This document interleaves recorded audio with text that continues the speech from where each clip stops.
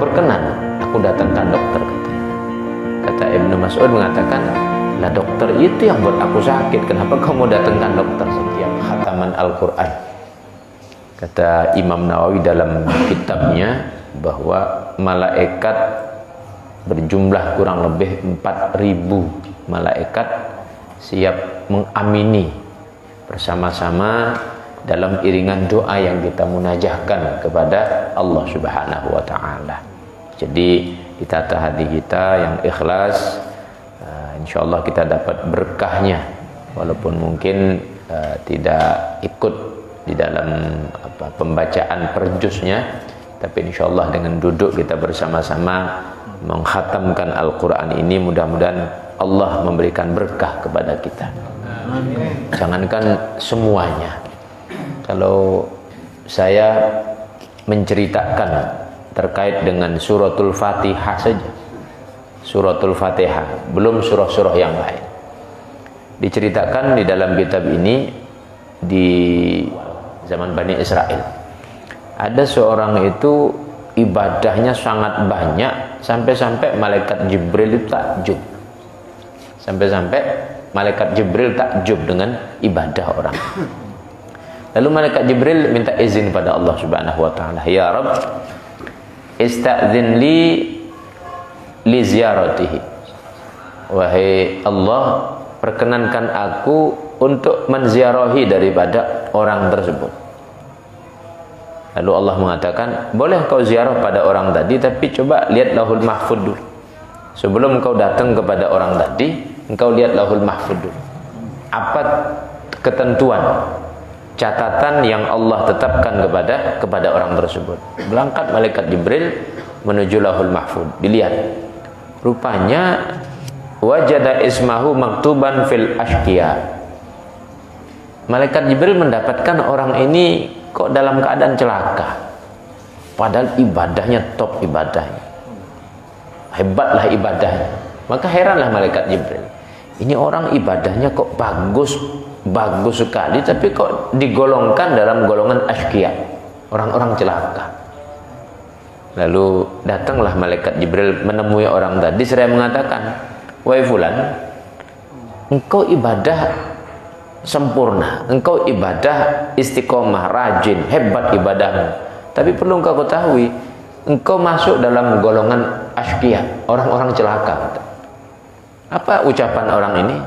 Alhamdulillah Rabbil Alamin, segala puji bagi Allah, ya penguasa alam ini. Itu yang dia ucapkan.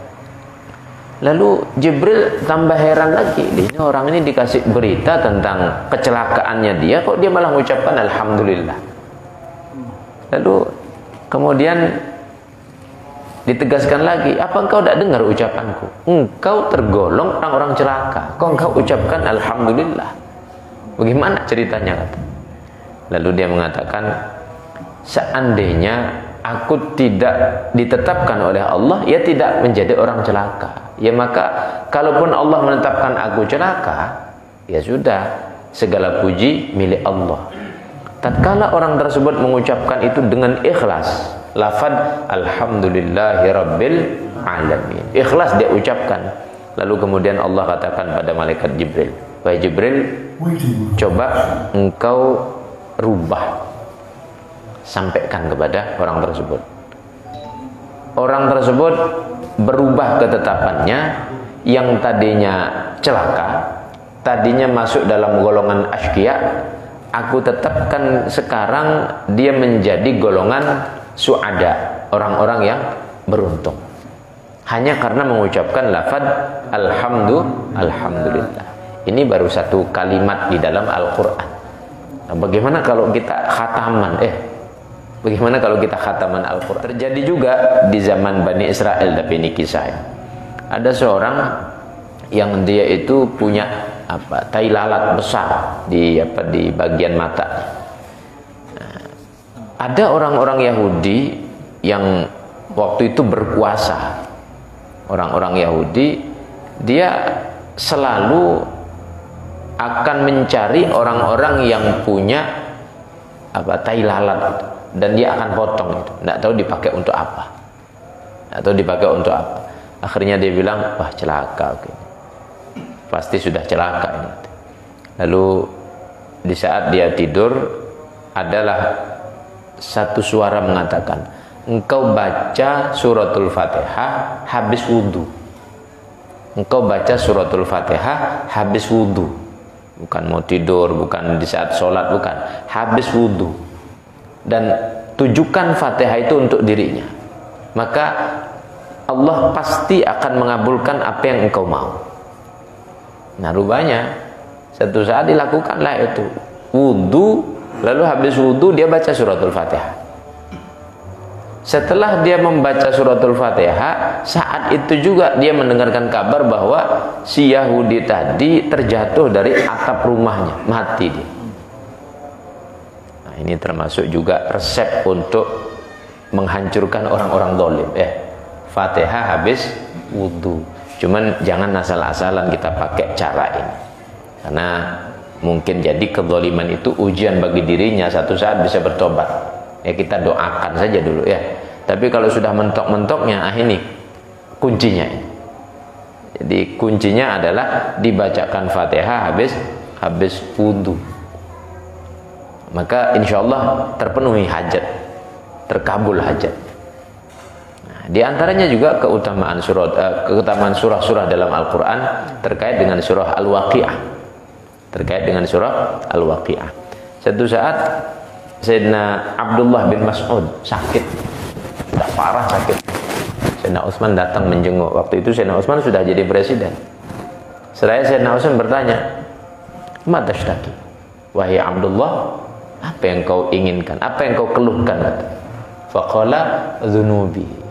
Wahai khalifah, yang saya keluhkan, yang saya khawatirkan dosa-dosa saya. Banyak dosa saya, kata.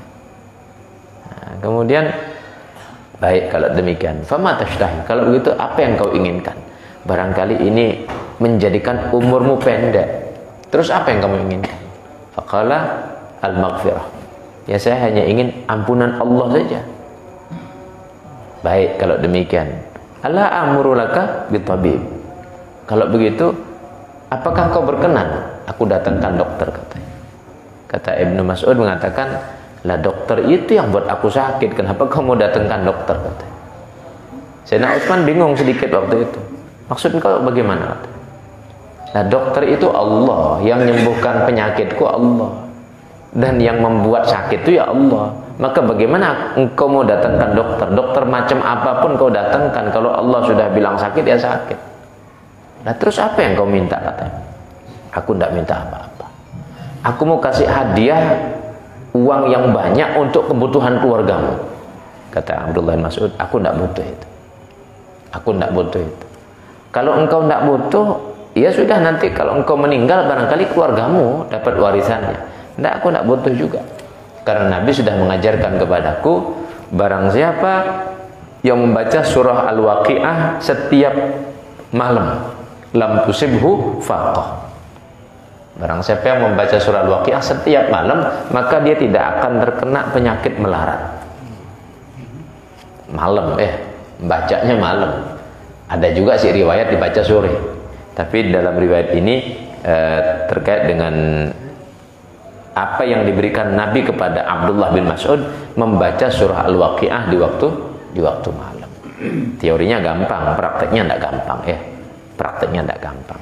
Maka kalau kita mau buka rahasia-rahasia daripada Al-Quran terkait dengan fadilahnya, keutamaan, Masya Allah banyak, berlimpah Namun cukuplah kita meyakini bahwa semua huruf, semua kalimat dalam Al-Quran punya keutamaan. Nah maka dengan kita khataman Al-Quran ini, mari ditutup dengan berdoa sebagaimana doa yang dilakukan oleh para aulia-aulia Allah. Mudah-mudahan kita mendapatkan bagian berkahnya, mudah-mudahan kita mendapatkan bagian daripada keutamaan-keutamaannya, sampai pada akhirnya Al-Quran menjadi pemberi syafaat, menolong kita baik di alam barzakh, di saat kita sakratul maut, di alam barzakh, di siratal mustaqim, sampai masuk ke dalam surga nantinya. Amin ya rabbal alamin.